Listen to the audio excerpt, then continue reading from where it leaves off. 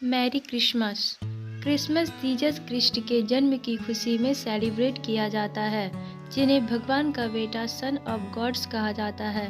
Bible ईसाइयों का पवित्र ग्रंथ में जीसस क्राइस्ट के जन्म की तारीख का कोई जिक्र नहीं है, लेकिन हर वर्ष 25 दिसंबर के दिन उनका ही बर्थडे मनाया जाता है। कड़ाके की सर्दी के साथ जिंगल बेल की धुन हवा में घुलने लगी है। बच्चे को अपने तोहफों का इंतज़ार है, क्योंकि उन्हें पता है कि उनका सेंटा आएगा और उनके लिए खूबसूरत तोहफे लाएगा। आखिर क्रिसमस के दिन एक बुजुर्ग शख्स क्यों तोहफे बांटता है, या फिर इस त्यौहार को 25 दिसंबर के दिन ही क्यों मनाते हैं?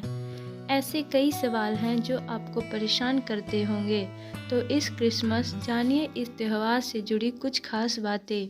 क्रिसमस जीसस क्रिस्ट के जन्म की खुशी में सेलिब्रेट किया जाता है, जिन्हें भगवान का बेटा सन ऑफ गॉड्स कहा जाता है।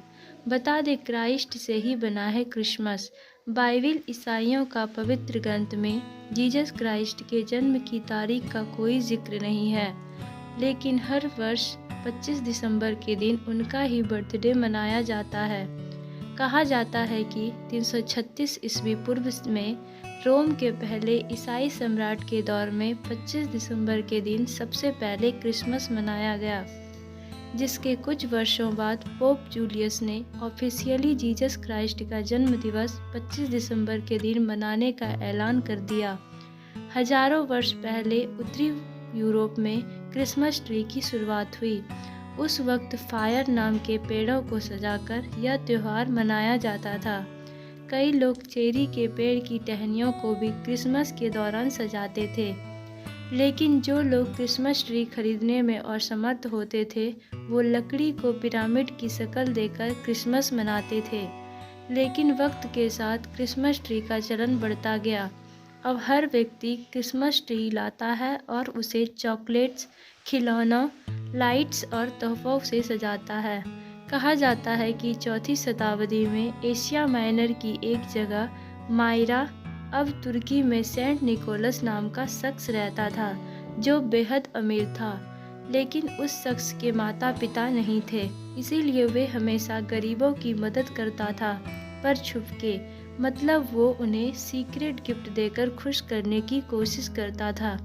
कहानी है एक गरीब व्यक्ति की 3 बेटियां थीं, जिनकी शादी के लिए उसके पास बिल्कुल धन नहीं था।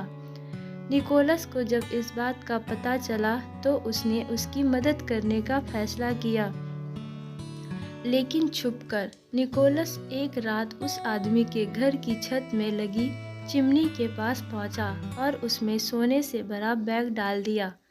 शख्स ने मोजे सुखाने के लिए चिमनी में लगा रखे थे। अचानक सोने का बैग मोजे के पास गिरा। ऐसा 3 बार हुआ।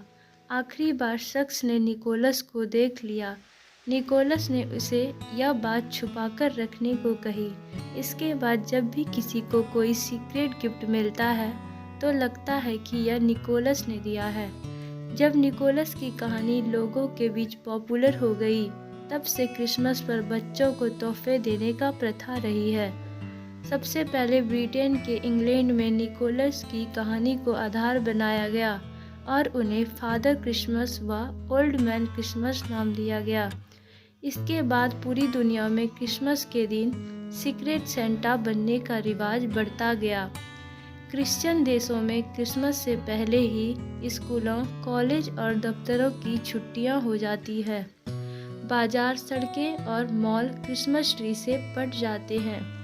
24 दिसंबर को लोग ईस्टर पूर्व ईस्टर मनाते हैं और 25 दिसंबर को पार्टी करते हैं, जो 12 दिनों तक चलती रहती है।